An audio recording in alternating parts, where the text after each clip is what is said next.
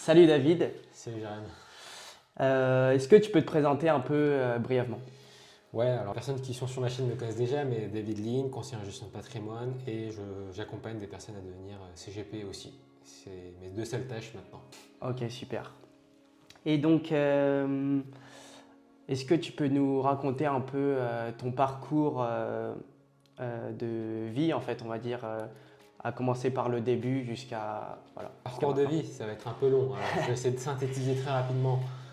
J'ai été en sport-études, tennis, qui m'a emmené au sud-ouest. Moi, je suis de la région parisienne, en banlieue, Ok. voilà, sud-ouest. Et après, j'ai eu une bourse pour aller aux États-Unis, San Diego, Californie. Donc, c'était un peu le rêve de beaucoup de gens, mais pour moi, c'était très difficile de loin de ma famille, loin de Mhm. mes amis, etc. Je ne me rendais pas compte. Et je suis rentré en France après. Quand je suis rentré en France, j'ai essayé de monter une entreprise, elle n'a pas fonctionné, une deuxième qui n'a pas fonctionné, donc j'ai été salarié, j'ai vendu des vêtements. Et aussi j'ai été salarié dans une association politique où je traitais les emails et les appels, quoi. Voilà. Ok. Oui, pour revenir sur ça, du coup, tu nous dis que tu as eu deux entreprises qui n'ont pas marché. Mhm. Bah, du coup, comment tu as su rebondir? Enfin, quel était ton état d'esprit après ça, quoi? Après deux échecs comme ça.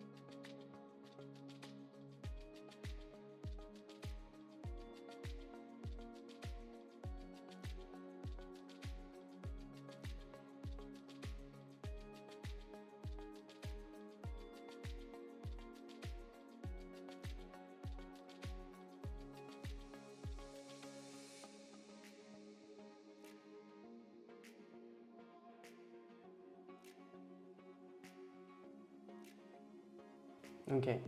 Et ouais, est-ce que tu aurais quelques bouquins du coup à nous conseiller qui t'ont marqué ou... Alors j'en ai quelques-uns en tête, mais maintenant que tu me poses la question, je pense qu'on on en fera une vidéo plus tard si tu veux. Ok, il faut rester pour plus tard. Abonné, ouais. Abonnez-vous. Et donc, qu'est-ce qu'il arrive après? Bon, bah, j'ai cumulé deux boulots de salarié et avec les deux boulots de salarié, j'ai aussi fait des formations, des habilitations pour exercer le métier. Ouais. On n'est pas obligé de faire ce métier-là avec un diplôme, donc j'ai fait toutes les habilitations, à peu près 500 heures. Ça a pris 11 mois pour moi parce que j'avais déjà deux boulots à côté. Et quand j'ai validé ça, bon, bah, je me suis lancé. Et à la base, c'était vraiment pour moi, ensuite pour Mhm. ma famille, mes amis. Et très rapidement, j'ai eu des recommandations d'amis d'amis, des amis, des parents d'amis, euh, de la collègue de pratique au temple bouddhiste de ma mère. Enfin, tu vois, la recommandation venait comme ça. Et au bout du troisième client, le revenu que générait le troisième client de mon cabinet dépassait en 10 heures de travail ce que je gagnais de façon annuelle dans les deux autres boulots cumulés. Et donc là, j'ai cassé un plafond de verre, une limite dans ma tête que je ne pensais pas dépasser, quoi. Et je me suis dit, bon, bah, je vais faire ce métier à temps plein tout doucement en 2019. Ouais, c'est sûr que ça te fait réfléchir quand tu passes un temps fou dans, tu me disais, deux travails, c'est ça, en Ouais, même temps? ouais. Et que en un client où tu passes 10 heures et que tu gagnes plus, ça fait réfléchir, c'est sûr. Ouais, tout à fait, ouais. Et je me suis posé beaucoup la question, en fait, comment c'est possible, en fait, de passer 10 heures à gagner un an de salaire, en fait. Et ma conclusion, c'est en fait l'utilité. Des fois, l'utilité elle peut être juste au niveau humain, et donc il y a un gain financier. Et des fois, c'est aussi l'utilité de ce système qui est capitaliste, donc du capital, quoi. Et quand on est très utile au niveau du capital ou de l'humain, bah, souvent on est bien rémunéré, quoi. Et quand tu croises les deux, eh bah, c'est le jackpot. Et là, c'est un peu un métier qui permet les deux. Ouais, c'est ça qui. Et du coup, qu'est-ce qui te plaît dans le métier de conseiller de gestionnaire de patrimoine? Alors j'ai eu plusieurs phases, hein. Ma maturité et mes réflexions n'étaient pas la même au départ que maintenant. Au départ, bon, c'était le gain financier en toute transparence. Mhm. Je voulais faire un hobby, un passe-temps, un métier passe-temps et finalement c'est devenu mon métier principal. Et c'était pour la partie financière, c'est ça qui m'a attiré, voilà, en toute transparence. Ensuite la question c'est plutôt qu'est-ce qui fait que j'y reste aujourd'hui? Voilà. Je pense qu'on a tendance, dans les moments difficiles de la vie personnelle, à projeter aussi sur la vie professionnelle. Et donc moi, en début de carrière, puis en juin 2022, j'ai eu 2 grosses crises de sens sur ce métier-là. Et je me suis dit, mais qu'est-ce que j'aime faire dans ce métier-là en fait? Quels sont les pour et les contre en fait de ce métier-là? Le contre, commençons par ça, c'est beaucoup d'administratifs, beaucoup de réglementaires, beaucoup de stress aussi parce que c'est pas un métier avec des revenus linéaires, d'accord? Du moins au départ, ça vient après en second temps. Beaucoup d'informations entre les clients, entre les partenaires, entre l'AMF, le juridique, entre les lois finances, beaucoup d'informations, donc on est submergé par l'information. Et ça peut être un pour ça aussi si on est très curieux intellectuellement. Mais moi je le mets dans le compte parce que c'est quand même une grosse charge pour un CIF indépendant. Donc ça c'est dans la partie contre. Après dans le pour, c'est que c'est un métier maintenant, je ne me rendais pas vraiment compte au départ parce qu'avant le Covid, je faisais tout en présentiel, j'avais des bureaux. Depuis le Covid, je fais tout à distance. Et donc c'est un métier qui peut se faire à distance, voilà. C'est un métier qui peut se faire d'où on veut, quoi. Qui est assez rémunérateur, peut-être pas au lancement, même si on peut avoir des clients, comme je l'ai dit, mon troisième client qui m'a rapporté beaucoup. Au lancement, peut-être pas beaucoup, mais qui, avec le temps, rapporte quand même pas assez d'argent parce qu'on a des revenus récurrents, en fait. En fait, quand les clients placent, on touche un petit pourcentage faible, mais quand on a 100 clients qui placent un peu, bon, ça commence à faire un revenu récurrent assez sympathique. Voilà. Ok. Et donc, voilà, en tant que gestionnaire de patrimoine, ce qui te fait rester gestionnaire, comme tu disais, c'est vraiment, tu as l'impression d'apporter de la valeur aux personnes, c'est ça? Ouais, ça c'est ce que je dis en interne beaucoup et je t'ai même pas répondu, Ouais. c'est pour ça merci de rebondir là-dessus. Moi en interne en fait, y a, la mission que je partage dans le cabinet, je l'ai écrit noir sur blanc. Qu'est-ce qu'on fait en fait? C'est quoi la mission du cabinet? Nous la mission du cabinet c'est de chasser l'épargne qui dort, parce que l'épargne qui dort c'est une épargne qui est polluante déjà premièrement au niveau de l'écologie et puis ça enrichit les autres pour les mettre au service des épargnants tout simplement, l'épargne qui dort. Voilà. Ça, c'est la petite mission un peu de l'entreprise, mais en vrai, derrière, ça veut dire quoi un step plus loin, un pas plus loin? Ça veut tout simplement dire qu'on prend le client, on lui pose vraiment des questions sur sa vie. Moi, j'ai plein de clients qui me confient des choses qui ne disent pas à leur propre famille ou amis. J'ai eu des clients qui ont craqué en pleine interview parce que c'est très personnel, l'argent quand même. C'est l'un des 2 gros tabous dans l'Occident, c'est l'argent et le sexe. Donc nous on rentre pas au moins un des tabous. Et des fois il y a des choses très très belles qui sont dites et très très touchantes lors des rendez-vous comme ça. Donc on prend la partie qui est la personne en face de nous, quels sont ses objectifs de vie et on met le patrimoine au service des clients, quoi. Voilà. Ok, et toi, est-ce que du coup, tu aimes aussi cette partie où tu écoutes la vie des gens, tu découvres les personnes, etc. Voilà. Est-ce que tu aimes ça Ouais, j'aime beaucoup la partie humaine. Et je pense que ça. au final, c'est pour ça que je reste dans ce métier-là. Parce que tant sur la partie technique, maintenant j'ai appris au fur et à mesure des années, ça commence à devenir répétitif. Au départ, non, parce qu'il y a tellement d'informations, mais maintenant, ça commence à devenir un peu répétitif. Mais sur la partie humaine, ça change à chaque rencontre. Chaque objectif est différent. On croirait que c'est acheter la résidence principale, préparer la retraite et basta. Mais en fait, il y a plein de choses. Il y a financer les études des enfants, parfois faire un tour du monde. Moi, j'ai 2-3 clients en mettant en place le patrimoine qui sont partis en tour du monde. Donc ça m'a touché aussi. Il y en a qui ont fait des changements de carrière, qui ont fait une grande carrière dans des boîtes du CAC 40 et qui derrière deviennent thérapeutes quelque part et qui ont placé leur argent pour avoir des rendements, des compléments de revenus parce qu'il y a une baisse de revenus à prévoir. Donc il y a plein de choses qui sont possibles et on accompagne vraiment chaque projet et chaque projet est unique, quoi. Ok, c'est super. Donc toi, tu aimes le côté humain, mais est-ce que toi, tu leur parles de toi aussi? Les gens, du coup, toi, tu écoutes les gens, mais est-ce que on t'écoute, toi. Est-ce que tu as des choses à dire que tu aimerais partager comme ça avec les gens? Parce que voilà. Euh, alors généralement, les rendez-vous qui sont pris, c'est toute mon intention, mes oreilles, mon cœur pour la personne qui est en face de moi, même si elle est à distance, tu vois. Des fois, je sens quand même que ça monte au niveau des émotions, même chez moi. J'écoute. Et j'apprends beaucoup au niveau humain à travers mes autres clients. Peut-être que moi j'apporte sur la partie technique, mais eux m'apportent beaucoup sur l'aspect humain. Je comprends mieux comment les gens fonctionnent, réfléchissent, en fonction des cultures aussi, en fonction de l'âge. Ça m'apporte énormément de choses. Et ensuite, oui, moi j'ai fait un burn-out en 2022. J'ai eu un accident qui m'a causé une expérience de mort imminente. Voilà, donc c'est assez spirituel tout ce que je te raconte. Et depuis, j'essaie de beaucoup plus parler avec mon cœur, d'être beaucoup plus authentique. Et je sais qu'il y a une partie de moi qui était vraiment dans l'appât du gain, qui est restée sur le carreau, mais ça fait déjà quelques années, quoi. Mais là, du coup, je suis vraiment encore plus dans l'écoute de mes clients. Ouais, j'essaie de faire attention à bien diversifier, enfin pas diversifier, à bien prendre en compte en fait les besoins du client. Voilà, je dirais ça. Ok, ouais. Et je leur partage des choses à travers ma chaîne YouTube s'ils vont aller voir, ou mes posts, LinkedIn, etc. Moi, j'ai pas peur de parler de spiritualité, de dépression, de burn-out, et je le fais quoi naturellement. Ok, est-ce que pas à travers le burn-out et tout, tu nous parles du coup que tu écoutes plus un peu, enfin, tu écoutais déjà les clients, mais tu les écoutes encore plus. Est-ce que tu as le sentiment d'être ressorti un peu plus fort de cette expérience ou est-ce que tu es sorti de cette expérience? Qu'est-ce que on va dire, qu'est-ce que tu en as appris ou quelles sont les leçons que tu en as tirées?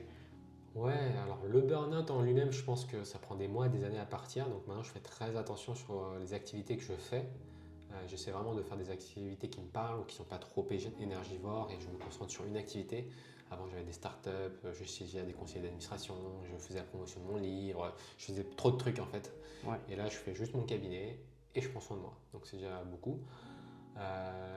Ce que j'en ai retiré de ce burn-out là, ça va être vraiment de ralentir, prendre mon temps, arrêter de courir dans tout partout. Et en fait, le burn-out, cet accident quand même qui est assez important, hein. J'ai fini aux urgences, à l'hôpital, 5 points de suture, m'a amené à faire beaucoup de tests médicaux et un parcours spirituel en parallèle. Donc dans les tests médicaux, on a vu que j'étais physiologiquement en manque de sérotonine, dopamine, voilà, des choses comme ça. Donc je me complémente et donc burn-out et dépression chronique apparemment. Ça c'est clinique, voilà, c'est le bilan clinique. Et la partie spirituelle, bon bah, je me suis vraiment posé des questions, quoi, puisque l'expérience de mort imminente est très forte. J'ai fait des retraites chamaniques à l'étranger. Et ouais, je fais pas mal de choses pour essayer de me comprendre un peu mieux. Et je dirais que de cette expérience qui était violente, dure, entre guillemets, je prends encore plus soin de moi. Et je fais vraiment ce métier-là, du coup, avec une vision un peu différente de mes confrères, collègues. Pour la majorité, pas tous, hein, bien sûr, il y en a qui font très bien leur travail, où j'essaie vraiment de le faire avec le cœur, quoi. Ouais, je trouve ça intéressant parce que du coup, en tant que conseiller, tu arrives à aussi, enfin, on va dire, allier un peu ton bien-être aussi avec ton travail. Mhm. C'est ça qui est inspirant aussi. Du coup, tu te sens à l'aise aujourd'hui en tant que conseiller, t'aimes ton travail? Ouais, j'aime mon travail. Des fois, j'ai des périodes de doute quand ça n'allait pas, mais souvent, c'est le perso qui est projeté sur le pro. Et quand je prends du recul et que je suis au calme et que je vais bien, souvent, c'est un travail que j'aime beaucoup. Parce que beaucoup d'avantages, même s'il y a des désavantages. Mais les désavantages, souvent maintenant, j'essaie de les déléguer ou de travailler efficacement dessus pour que ça prenne le moins de temps possible sur l'année, quoi.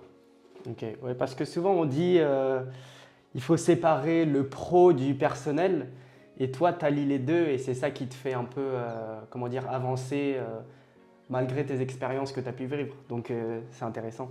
Ouais, moi je pense que c'est un mythe l'équilibre pro-perso. Quand on est indépendant, quand on est profession libérale dans ce métier-là, c'est un mythe parce que c'est ta boîte. Ouais. La façon dont tu parles, la façon dont tu expérimentes, comprends les choses, la façon où tu peux aussi écouter les personnes en profondeur, c'est très lié avec ta capacité à toi ma capacité à moi plutôt. Mhm. C'est pour ça que quand je fais des retraites de méditation, c'est un lien direct en fait avec aussi ma capacité à être en pleine conscience quand un client vient me voir, tu vois. Des fois, je les sens stressés, je vais les rassurer. Des fois, il y a des gens qui viennent aussi qui sont très arrogants. Donc, je replace juste mon expertise et leur solution. Est-ce que vous voulez continuer à travailler avec moi? Enfin, et je fais tout ça en douceur parce que ça sert à rien d'être dans la confrontation. On est des conseillers, donc ils viennent nous voir, on prend leur bilan, on les conseille par rapport à leur patrimoine et on ne pousse pas à la vente dans le cabinet. C'est ça la grande différence. On ne va pas pousser pour qu'ils signent, etc. Voilà ce qu'il y a de mieux pour vous. Vous décidez maintenant si vous voulez mettre en place. Et les clients décident, tu vois. Tu as eu des expériences un peu comme ça où tu devais pousser à la vente un peu? Ouais, alors moi quand j'ai commencé le métier, j'ai failli arrêter pour ça. Je suis rentré dans un réseau, un autre réseau qui était très commercial. Parce qu'il y avait peu de solutions, on devait les vendre ces solutions en gros. Et on n'était vraiment pas indépendant parce qu'on ne pouvait pas choisir nos frais d'entrée, on ne pouvait pas vraiment choisir notre contrat, les conditions, tout ça. Et donc c'était plus des trucs préfabriqués qu'on vendait comme en banque, quoi. Et ça m'a assez dégoûté du métier au tout départ. Mais je suis très content d'avoir migré vers le réseau actuel dans lequel je suis en architecture ouverte avec des solutions, les meilleures solutions du marché, quoi. Voilà. Ok, ouais. Ouais, je comprends que enfin, ça te chagrine un peu le fait que toi, tu arrivé dans le métier en te disant super, je vais aider les gens et tout, et au final, tu te retrouves dans un réseau où c'est super commercial et tu t'y retrouves pas du tout dedans. Donc, je comprends que ça t'affecte. Enfin, tu te disais que c'était pas du tout ça, quoi. Tu te reconnaissais pas dans le travail au final. Ouais, surtout que, comme je te l'ai dit, moi je sors de 2 boulots salariés pour devenir indépendant. Je deviens indépendant, je rejoins un réseau et ce réseau me manage comme un salarié, tu vois. Ouais. Donc là, c'était vraiment, mais c'est quoi ce délire, quoi? Je sors de la roue de hamster pour rentrer dans une roue d'hamster encore avec moins de sécurité. C'est pas logique, tu vois. Ouais, c'est sûr. Et tu as toujours eu cette envie d'entreprendre, de lancer tes propres business. Comme tu nous disais, tu avais 2 autres business qui n'ont pas marché. Aujourd'hui, tu as le cabinet. Est-ce que tu as toujours eu envie d'entreprendre cette fibre un peu? Ouais, j'ai toujours eu la fibre entrepreneuriale. Je crois que j'ai eu 8 projets ou quelque chose comme ça entrepreneurial, hein. Donc j'ai un peu couru. Aujourd'hui, je comprends aussi en faisant des parcours sur ma personnalité, des études de la personnalité, il y a plein de choses, hein. Je suis tombé dans ce qu'on appelle un rabbit hole, dans un trou du lapin. Il y a l'énéagramme où je vois que je suis type 3, où j'ai peur de l'échec, j'ai besoin de réussir. Ouais. Il y a le profil MBTI, il y a le Big Five, il y a plein de trucs qui sont assez intéressants à l'explorer pour mieux se connaître. Mais par-dessus tout, j'ai été diagnostiqué très récemment TDAH. Ok. Trouble de la dysrégulation de l'attention et de l'hyperactivité. Enfin, ils disent déficit, mais c'est plus une dysrégulation. Et surtout le côté hyperactif. Je ne suis pas physiquement hyperactif, mais à l'intérieur de moi et dans ma tête, ça bouillonne, quoi. J'ai 10 000 projets à la fois. Même quand j'avais écrit ce livre, alors je ne savais pas que j'étais TDAH sur l'antiprocrastination. Je dis bien, en fait, c'est mon mode de fonctionnement, c'est mon mode de traiter aussi les infos dans la tête, et c'est bien vu par la société, mais j'y suis pas trop j'y suis un peu pour rien parce que c'est mon mode de fonctionnement. Donc j'avais écrit dans mon livre sans savoir que j'avais TDAH, quoi. Ok. En fait, voilà. Et ouais, aujourd'hui, tu nous parles de ça. Est-ce que tu le vois plus comme un avantage, comme tu peux faire, on peut dire que tu peux être super productif, mais à la fois, tu as beaucoup de pensées, comme tu nous disais, tu as beaucoup de choses qui te passent par la tête, etc. Est-ce que tu vois plus ça comme un avantage ou un inconvénient ou un mélange des deux? Il y a un mélange des deux à être TDAH, je pense. Je vois dans les groupes dans lesquels je suis, il y a des personnes qui sont hyper fonctionnelles comme moi, qui sont entrepreneurs ou qui travaillent dans la finance ou qui sont aussi cadres. Hyper fonctionnels parce qu'ils ont compensé avec plein de méthodes, plein d'organisations et ça fonctionne très bien parce qu'il y a très toqué, quoi, tu vois.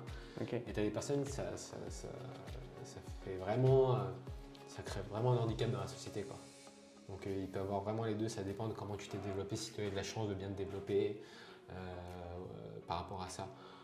Moi je vois ça comme un super pouvoir parce que j'ai des idées qui viennent sans cesse et j'ai en fait, le TDAH, il a un mode hyper focus en fait. On va être un peu borné et quand on est borné, on fait quelque chose qu'on aime. On va être dans l'état de flow à l'anglaise, hein, l'état sur un nuage, quoi. Voilà. Ok. Mais le problème de cet état de flow, c'est on y rentre facilement, mais on peut en sortir très facilement. On est très facilement distrayable parce que s'il y a un bruit dehors de klaxons, des bruits de personnes qui parlent, etc. Moi, en fait, je traite l'information tout au même niveau. Mon cerveau ne priorise pas. Alors que normalement, les personnes normales, quand vous avez parlé, vous faites abstraction de ce qui est à côté, vous pouvez vous concentrer. Ouais. Moi, je vais entendre le réseau qui chante en même temps et il faut quand même que je me concentre ici, quoi. Donc, tu vois, Et ouais, dès que tu entends un truc extérieur, ça te distrait et tu as du mal à te reconcentrer sur la chose ou... Ouais, moi j'ai du mal avec le bruit, ça va encore, mais les mouvements. Si, là, tu vois, on est tout seul, mais quand on est dans un bar, je vois des gens passer et tout, je vais avoir le regard qui part très souvent et il faut que je me reconcentre à chaque fois. C'est un peu complexe, ouais. Et les mouvements, ouais, c'est plus dur. Ok, c'est intéressant. Est-ce que tu penses que toutes les personnes TDAH sont comme toi, c'est-à-dire super actives, on va dire? Non, toutes les personnes ne sont pas comme moi. En fait, dans le TDAH, tu as plusieurs composantes de l'hyperactivité ou sans, l'attention, l'impulsivité, le niveau d'énergie. Il y a plein de choses différentes, donc toutes ne sont pas comme moi. On a des traits communs, notamment au niveau de l'organisation, la planification, le fait d'attendre le dernier moment pour passer à l'action. C'est pour ça que j'ai créé tout un livre là-dessus parce que je l'avais beaucoup moi. Donc voilà, et puis moi j'ai été très dans le pro, dans l'école. À l'école, j'ai toujours été très organisé.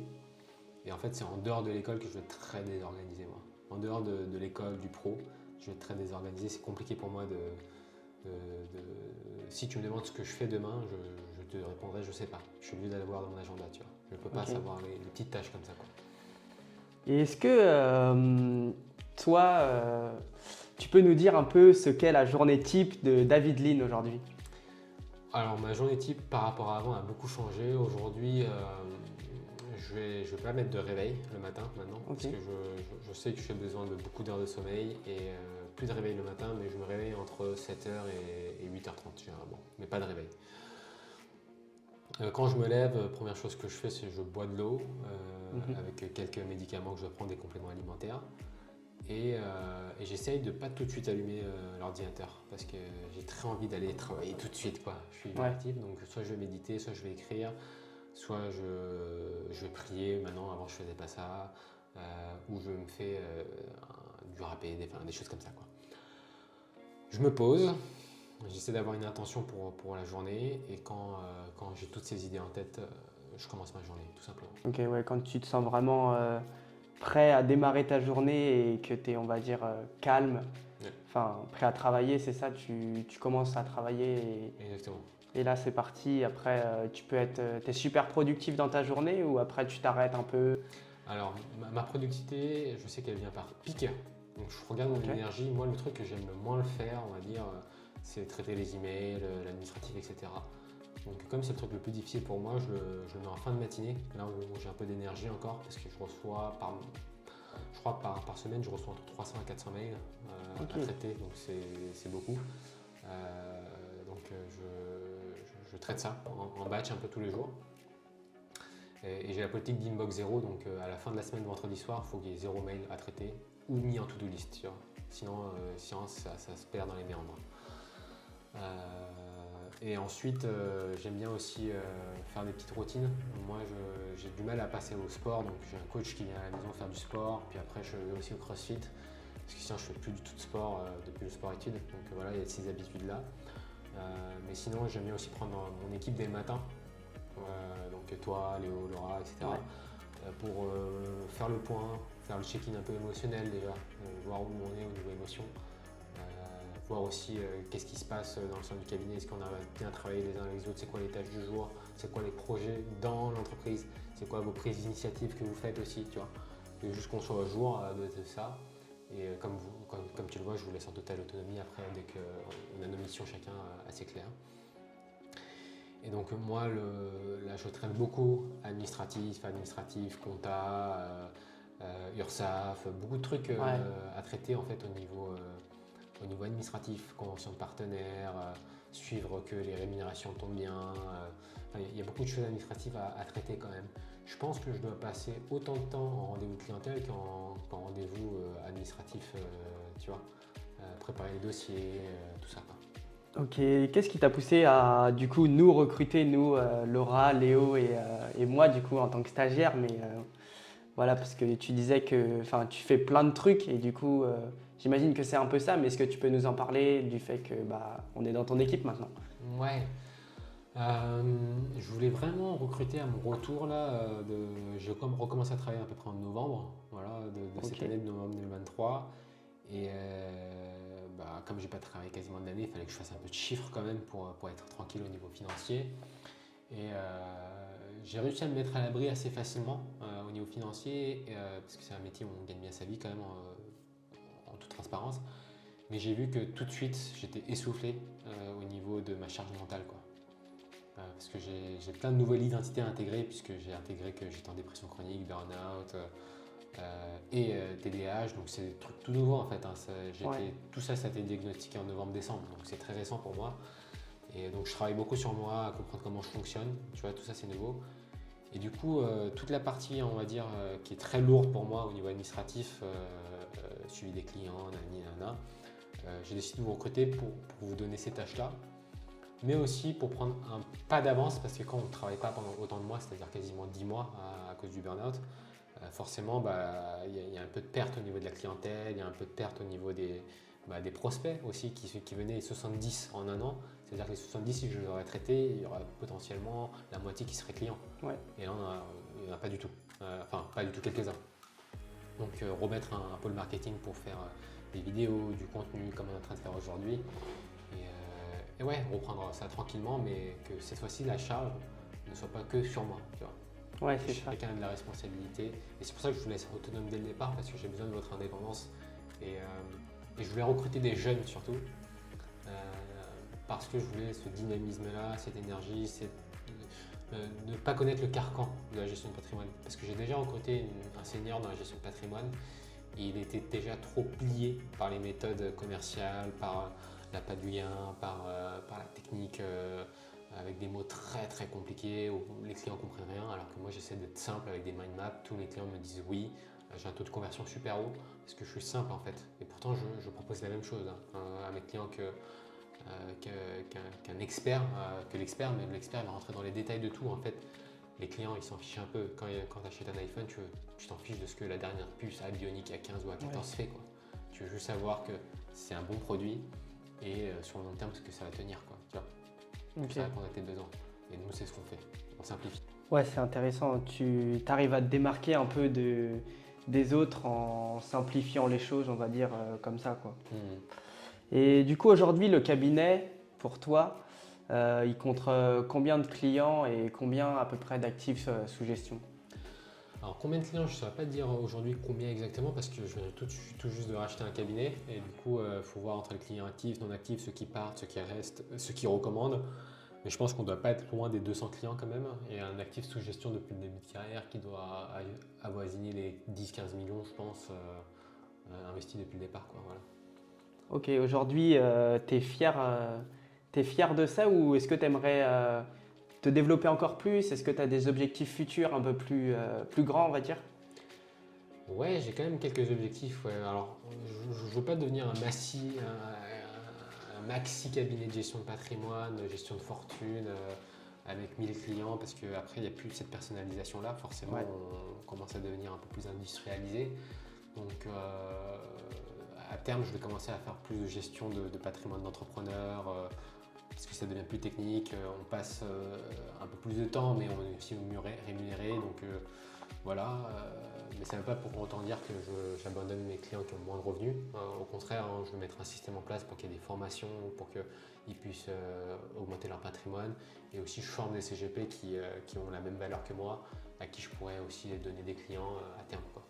Mais surtout, au-delà du cabinet, le cabinet aujourd'hui va me prendre. Bon, là, c'est la phase de lancement et de recrutement, donc ça me prend beaucoup de temps. Mais je sais que d'ici quelques mois, ça va me prendre entre 10 à 20 heures par semaine grand max. Donc ça me laisse Ok. quand même la moitié de la semaine pour faire autre chose. Et, je me sens appelé par d'autres voies que j'aimerais explorer pour me faire plus du plaisir à moi-même. Mais j'ai un diplôme de théâtre, donc pourquoi pas faire quelque chose lié avec la scène. Le théâtre, j'en ai un peu marre, mais peut-être le cinéma, le stand-up comédie, je sais pas, des choses comme ça. Ok. Ou il y a une voix aussi qui m'appelle comme moi j'ai toujours un peu combattu avec la dépression, même des fois les envies beaucoup plus obscures de suicide, tout ça, et que je commence à sortir la tête de l'eau. Il y a vraiment un truc qui m'appelle au niveau du soin, de la thérapie, de l'écoute, la guérison, le chemin de guérison, je ne sais pas encore, tu vois. Donc les deux me parlent, mais je sais que ça doit partir du cœur et moins de la tête. Et grâce à la gestion de patrimoine, la partie matérielle est calée. Et du coup, il y a d'autres voies qui me sont possibles. Voilà. Ok, ouais, c'est des projets, tu penses à autre chose aussi que la gestion de patrimoine. Tout à fait, ouais, parce que moi j'ai vu que plus j'allais explorer autre chose en dehors de la gestion financière, métier, allocation d'actifs, tout ça, plus j'apportais des outils intéressants qui n'existent pas dans la gestion de patrimoine aussi. Le principe de vraiment écouter les clients, enfin, voilà, il y a plein de choses, une approche beaucoup plus humaine. Et même moi, hein, la façon dont je conseille les clients en début de carrière à 6 ans et maintenant, je pense qu'elle n'est plus du tout la même. J'ai beaucoup de partenaires qui sont différents aussi par rapport à mes départs. La qualité des solutions choisies sont de mieux en mieux. La performance aussi, les risques aussi sont moindres. Enfin, tout ça, quoi. Il y a un truc qui se fait avec l'expérience en fait, hein, dans ce métier-là. Ouais, c'est ça. Et ouais, tu nous parlais aussi de la partie cabinet, du coup, qu'on était en train de discuter, mais aussi, tu as une partie formation. Et du coup, c'est intéressant parce que tu es gestionnaire et tu es formateur à la fois. Ouais. Bah, en fait, la partie formation, je forme des personnes à devenir CGP aussi au sein d'un réseau. Parce que le réseau fournit énormément d'outils, de formation, de partenaires, donc c'est très confortable d'être en réseau. Et ça me permet d'avoir des confrères qui ont la même vision que moi, qui partagent les mêmes valeurs que moi. Mais aussi je pratique, parce que ceux qui font juste prêcher l'information et qui ne pratiquent pas, je trouve toujours ça un peu délicat. Je pense pas forcément aux professeurs, mais oui, entre autres à certains qui sont très durs dans la vie théorique, mais dans la pratique c'est très différent, quoi. Je pense qu'on a fait le tour. Est-ce que tu as un dernier mot de la fin, ta carte blanche, une chose que tu as envie de dire, que tu as envie de partager avec nous, avec tout le monde? Peut-être un déclic ou je sais pas, une expérience de vie que tu as envie de partager avec nous, voilà. Ok. Moi, ça va être par rapport vraiment à cette expérience de mort imminente.